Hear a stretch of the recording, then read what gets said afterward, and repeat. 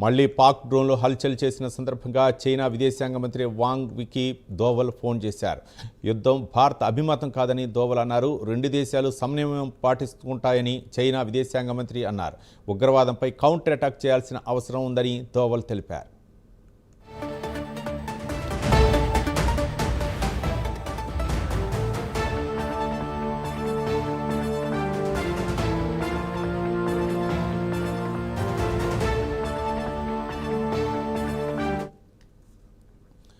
భారత్ పాకిస్తాన్ల మధ్య ఉద్రిక్త పరిస్థితులు నెలకొన్న వేళ చైనా మరోసారి కీలక వ్యాఖ్యలు చేసింది. సార్వభౌమాధికారం, ప్రాదేశిక సమగ్రతను కాపాడుకోవడంలో పాక్కు అండగా నిలుస్తామని తెలిపింది.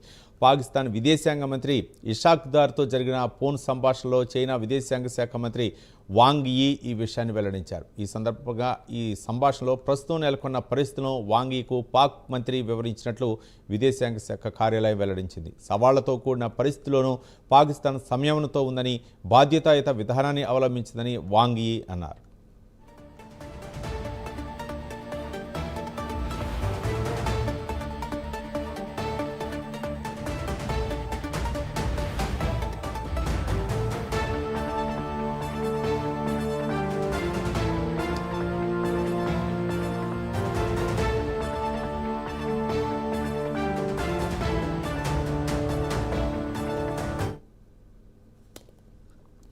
పాకిస్తాన్కు చైనా అన్ని వేళ వ్యూహాత్మక సహకార భాగస్వామి అని, విడదీయరాని స్నేహమని అన్నారు. దేశ సార్వభౌమాధికారం, ప్రాదేశిక సమగ్రతను కాపాడటంలో పాకిస్తాన్కు అండగా ఉంటామని చైనా చెప్పినట్లు పాక్ విదేశాంగ మంత్రిత్వ శాఖ తెలిపింది. మరోవైపు యూఏఈ డిప్యూటీ ప్రధానమంత్రి, విదేశాంగ మంత్రి షేక్ అబ్దుల్లా బిన్ జయద్తోనూ ఇషాక్ దార్ మాట్లాడారు. ఈ సందర్భంగా భారత్ పాక్ల మధ్య జరిగిన కాల్పుల విరమణ అవగాహనను అబ్దుల్లా బిన్ స్వాగతించారు.